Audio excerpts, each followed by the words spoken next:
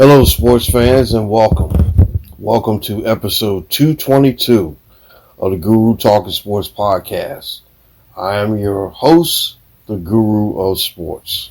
Well, we're coming back here now for this episode after a nice week of work, and I just want to say that it was great. I enjoyed myself. I enjoyed my job, and it was a short week because last week was Memorial Day. And, I did the podcast actually last Monday because I had the extra day. That gave me an extra day to look at some things and see, gives me an extra day, which I usually need. But I'm just glad that I'm back here with you today. Now, one of the things that I did, I only got a couple things to talk to you about, Before I get into my two subjects that I want to really talk about, I just want to say that I kind of messed up last week. And, not knowing a couple of things that I should know. And I apologize for that. But, the thing about it is that with what I do right now, I have a lot of stuff that's going on. And the thing about it is that I want to make sure that everything that I say to you is factually correct and is right. So, like I said, I apologize for, kind of not knowing a few things, but, I like I said, it's just a lot of stuff that's going on. But it's nothing major. I got kind of worried this week about, some things. But, like I said, it's just one of those things where, I have to make sure that, things are right, All right, so, I'm not up here. I actually was checking out something right quick to make sure. But anyway, only got a couple things to talk about, but one of the things I do want to say is that we finally have the NBA Finals. Boston and Dallas. I'm going with Dallas only because I like Luka. I'm sure I'm still not really down with Kyrie Irving, but I'm going to give the benefit of the doubt because he's got a lot of problems when he steps back into Boston. So I'm not worried about him right now. Anyway, the finals start sometime this week. I mean, for them to start on June the 6th is kind of absurd because, we have no basketball and, I was looking for basketball yesterday, but guess what I found? I found the WNBA. I got a chance to see Caitlin Clark and, Miss Boston go against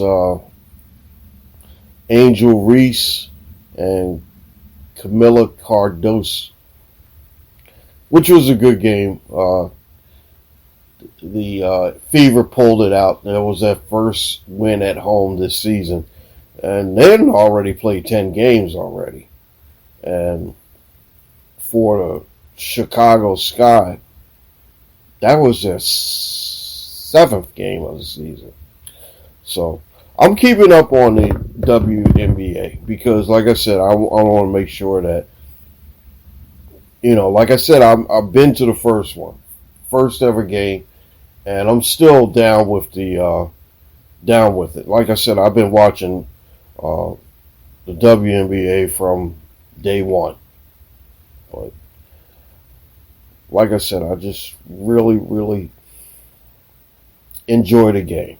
Enjoy the the competition, because it's like it's not. I mean, it's not high flying, slam dunking, and no defense. They're really good. I mean, like I said, it's just the players. Is not what we normally see, but it's hustle, it's grit, and it's heart. And I got to give it to all the ladies in the WNBA. Now, I've seen a couple ladies that are really good.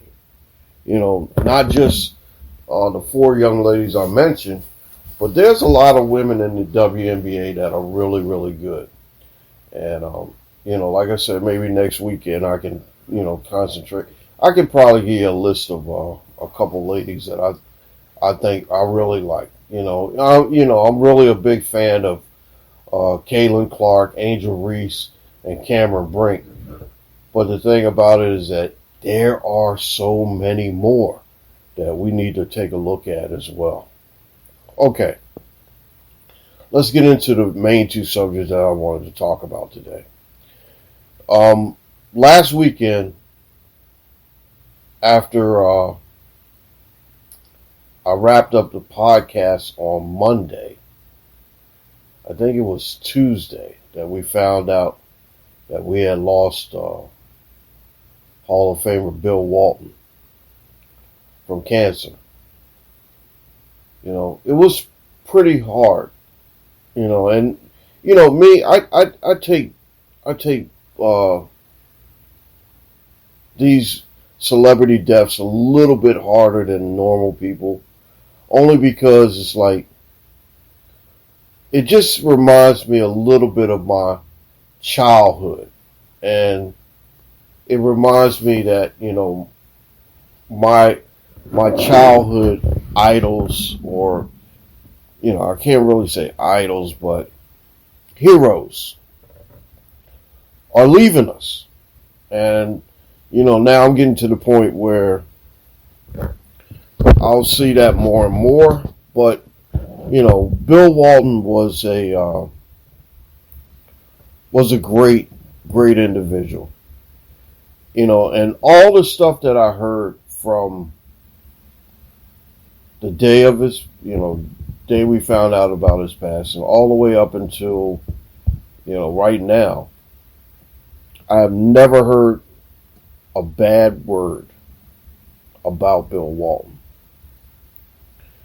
They say he would be able to stop in the airport, talk to everybody, and sign everyone's autograph. A lot of times that, people we know that are celebrities, they really don't have time for us. But, you can't, if you're running a tight schedule or so, I understand that. But, with Bill Walton, he wanted to make sure that he knew about everything about you, not about him. It was the kindness that he showed towards people that made him a really, really special individual. Sometimes when I was, during the college basketball season, if I seen Bill Walton on the microphone, I would sit back and I would just watch and laugh and listen to him. Because he's a very, very intellectual human being. He was just more or less a guy that will, expand on some of the things that, we talk about. It's just that he can have a cosmic view of the world that many of us don't have. But Bill Walton was a special guy, really special guy. Me and him, we shared the same birthday, and November 5th, and I'm just sorry that I kind of know like most of the celebrities that share my birthday.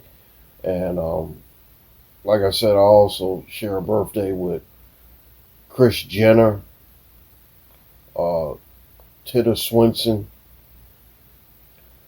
uh, Odell Beckham Jr. I share a birthday with a lot of different celebrities. But, Dana Jacobson. I can't forget Dana Jacobson. That's my favorite.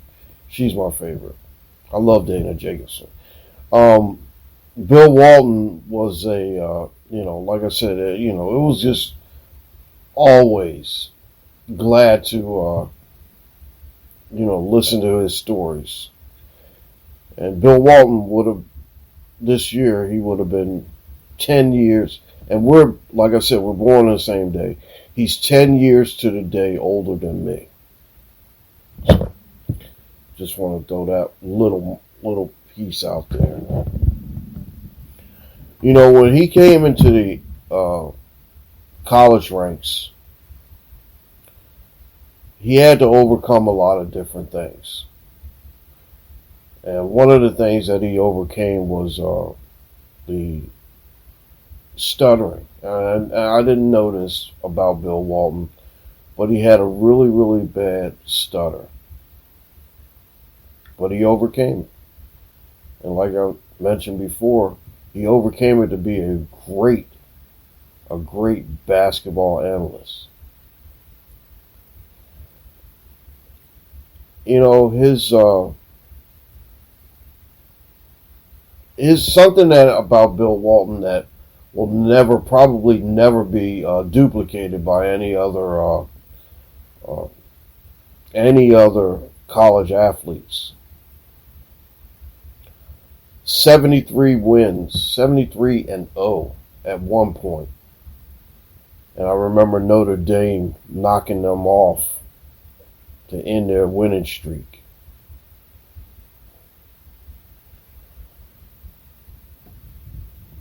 Bill Russell was a advocate for social change and social justice.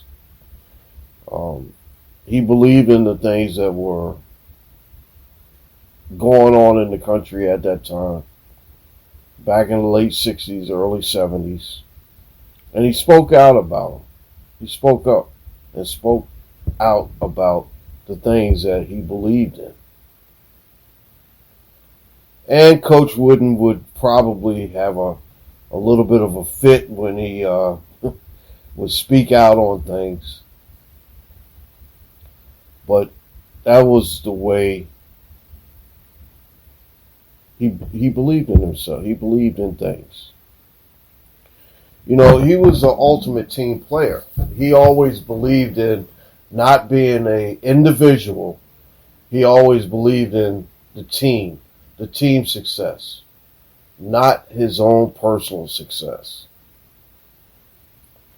Because Bill Walton was a great basketball player.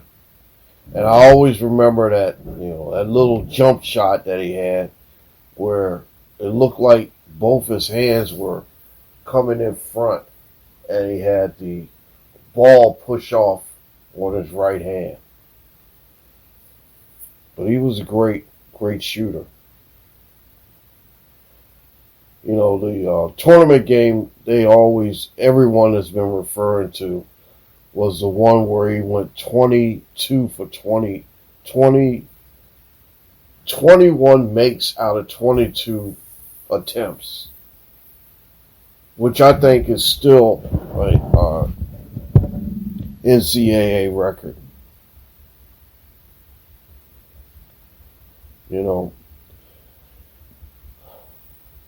Some of the accomplishments were two-time NBA champion, two-time NCAA tournament most outstanding player, three-time Naismith Award winner, three-time Rupp Award winner, three-time NCAA all-tournament, three-time regional most outstanding player, three-time Pac-12, Well, I think it was like the Pac-8 back then, Pac-12, which is no more now, MVP, and all conference. Like I said, his passing is kind of sad because, like I said, I remember mostly all the good stuff about Bill Walton. And I always laughed. He always made me laugh. I say to you guys out there, you want to be around people that make you think and make you laugh. I know a lot of people that I associate myself with. They always make me think. And make me think is making me a better person.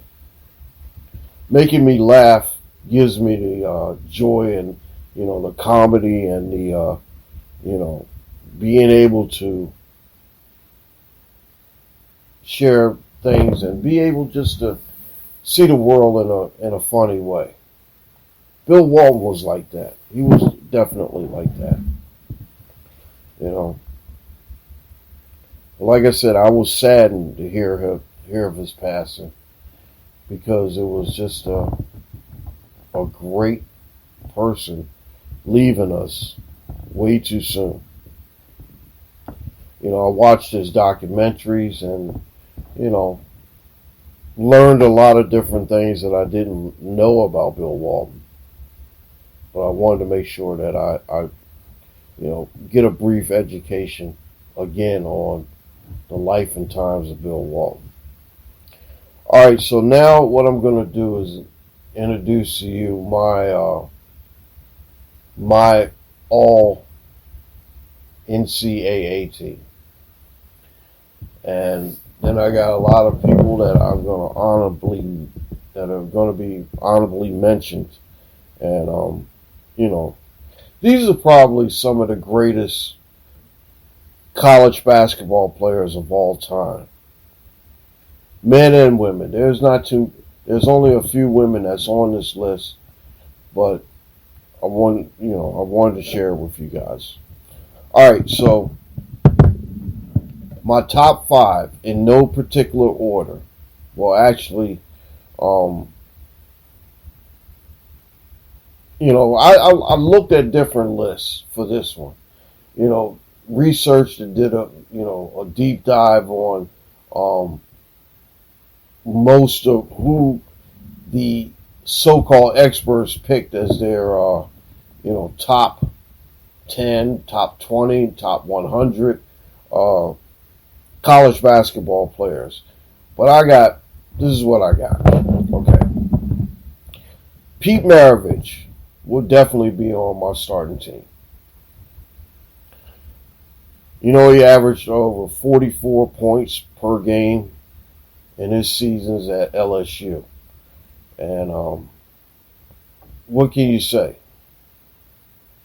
Now, the young lady that broke his record is on this list as well, Caitlin Clark. She averaged 28.4 points per game in her 4 years. And you got to remember, too, I know this is going to be a big deal. Yes, they had the 3-point line when she played. All right, whatever. She has, in 12 different categories, she's just, there's a lot, we all know her accolades and accomplishments, which is amazing. And she gets my nod as my second player on my top 5 team. My top 5 team.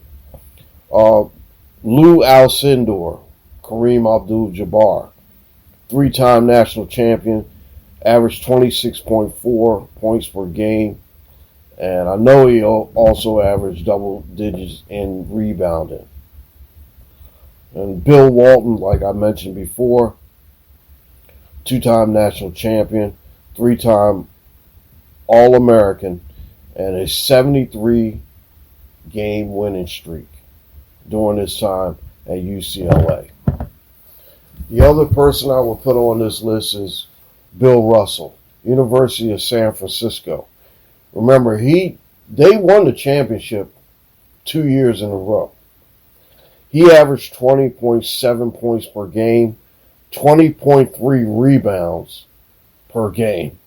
And like I mentioned before, he was a dominant force.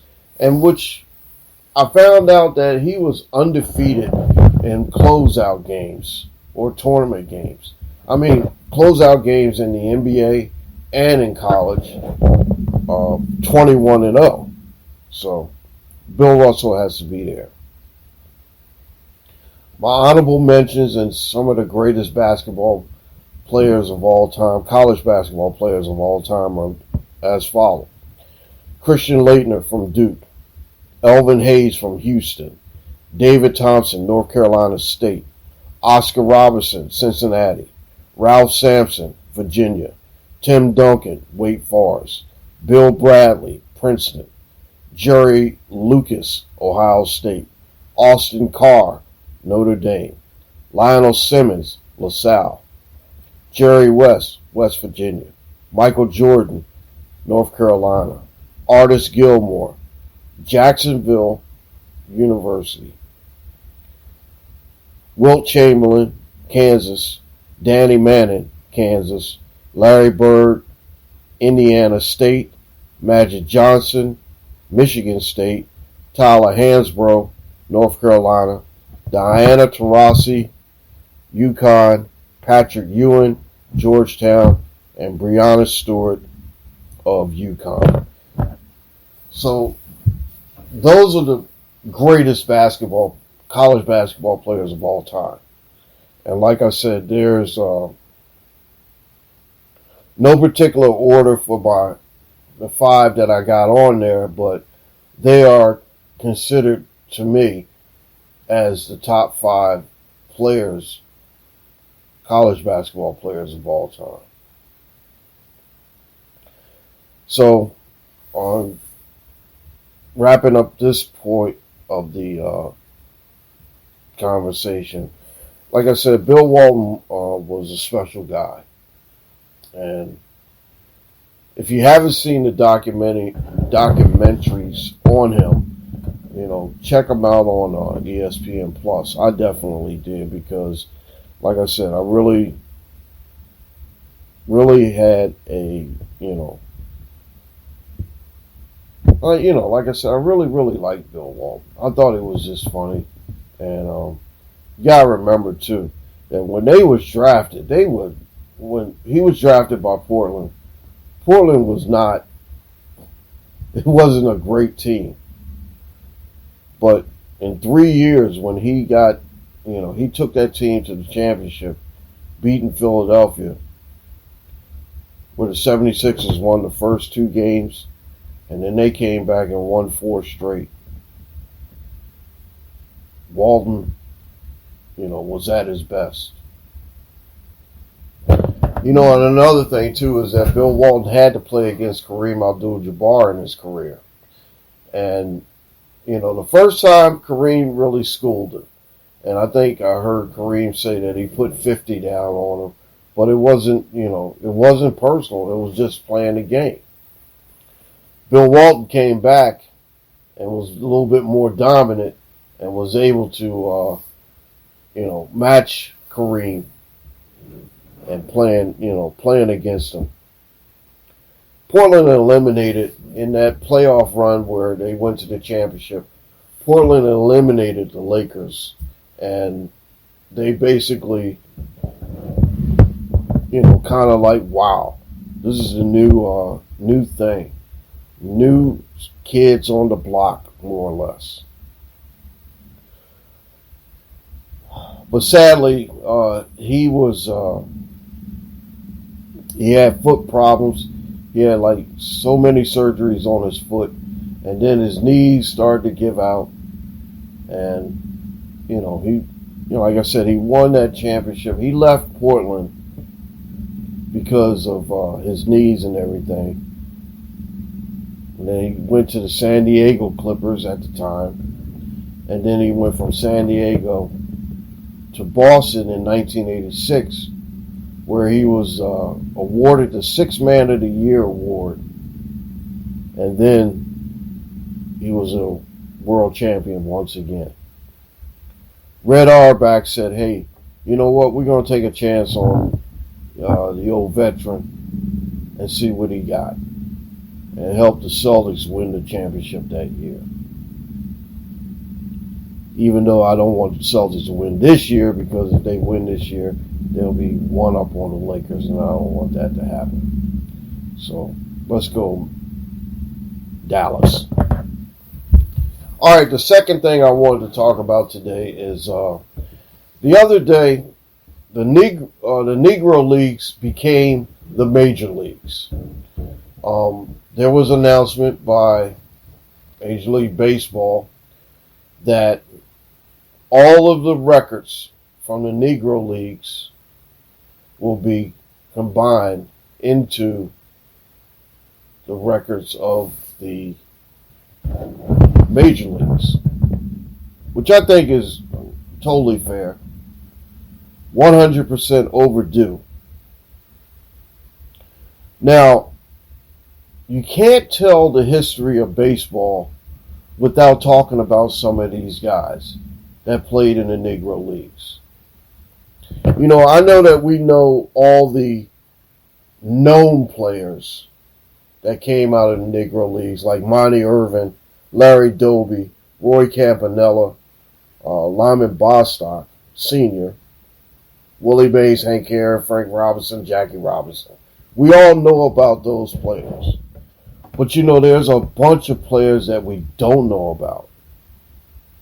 Now, one of the guys that I do know about, and I've known about, and you know, like I said, I had to educate myself when I was younger about the Negro Leagues, because in where I'm at, there was a guy that was that played in the Negro Leagues, and you know, we used to hear stories about the great Judy Johnson, third baseman and shortstop, who was, like I said, right here in our backyard of Wilmington, Delaware. We heard stories. We heard stories about how he was a great hitter, great fielder, one of the best third basemen in the Negro Leagues. You know, we had to hear about Oscar Charlton, a left fielder and a first baseman, who's probably considered like one of the top 3 baseball players of all time. You know, before I was, you know, jumped onto this, jump from, you know, that to that, this to that, you know, like I usually do. I know sometimes it's kind of hard to follow me, but I try to get back to the original point. We can't talk about the history of baseball, not unless we include the Negro Leagues. And, you know, some of the other leagues are going to be probably in mentioned as well, like the Japanese league, which is called the Nippon, Nippon league, and the Korean leagues that's over in Korea. You know, different leagues. I mean, there's been like so many different leagues. The Federal League in the United States, Federal League, and then there was 2 different or 3 different Negro Leagues, where, you know, the main Negro League was the one with all the players that I mentioned that came out. But, you know, there was a lot of them. And then what they're doing is the database now, if you go on a baseball reference, will give you all the combined numbers of all the major league players, including the Negro Leagues.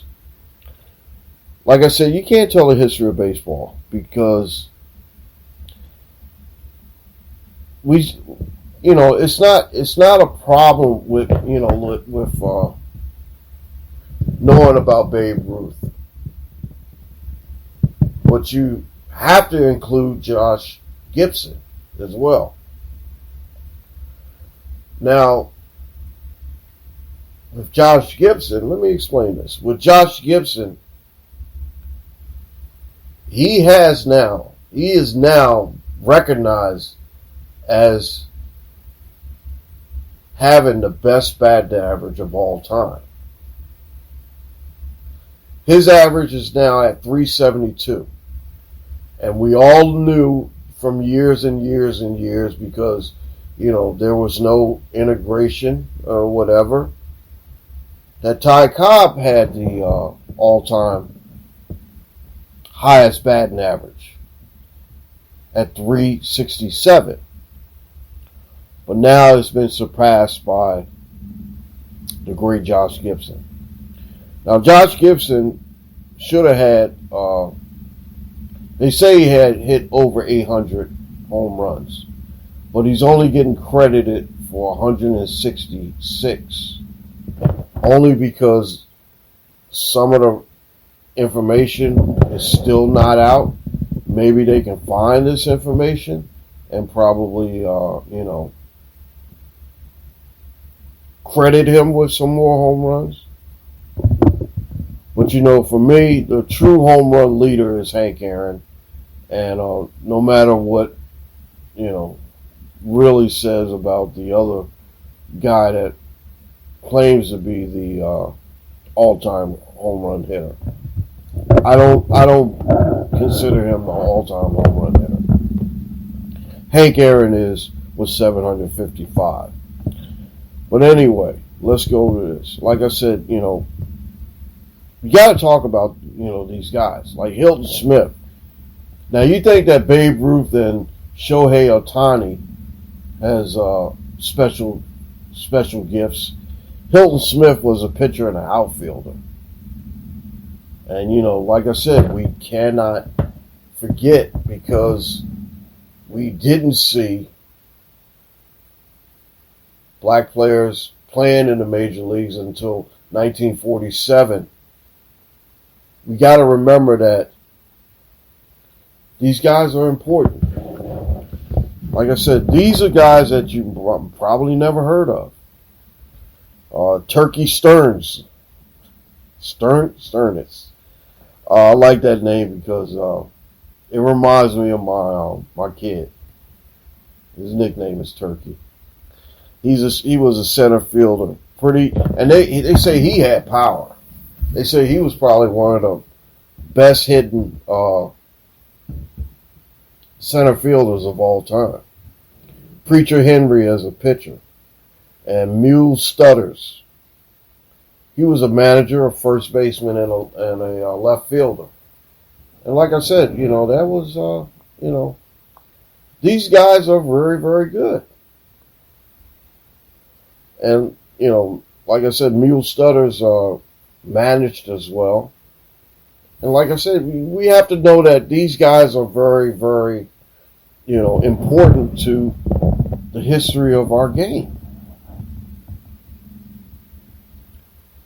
So, like I wanted to mention, we all know about guys like Satchel Paige and Cool Papa Bell, Buck O'Neil and Josh Gibson. But the other guys that didn't have a chance to make a name for themselves in the major leagues will now be rewarded being side by side with some of the greatest Major League Baseball players of all time. I say it's only fair because, what happens if Josh Gibson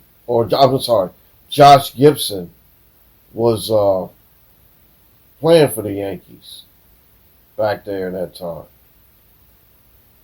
Let's say like if 1927 or so, if Josh Gibson was on the 27 Yankees, that would make a big difference. But it's only fair that we have these players in and recognize the accomplishment of these players. Because of, a couple of the commissioners back then, especially Mountain Landis, they didn't want black players to play. And, I'm not saying that, I'm not being woke or politically correct or what, I'm not, whatever. It's the right thing to do. And believe me, it's not taken away from anything that, Babe Ruth or Ty Cobb did. It's not. But like I said, you have to include everyone. Because baseball is an American sport. It's a sport for everyone. And like I said, this league might not have been formed if there was segregation back then. Latin American players, you got to remember, Juan Marichal, Roberto Clemente, Vita Pinza. I mean, name any Latin player. Manny Sanguillen. All these players should have played in other than, they did play in the major leagues. But I'm just saying, some of these Latin players that have not been recognized should be recognized as well. It's not just a black thing. It's not just a, African American thing. It's an everybody thing.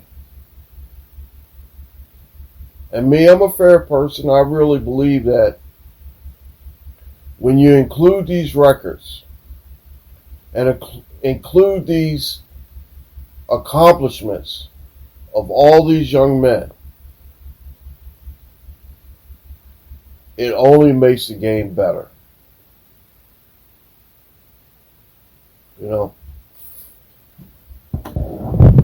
Baseball has been having so many misuse and, excuse the expression, fuck-ups like usual.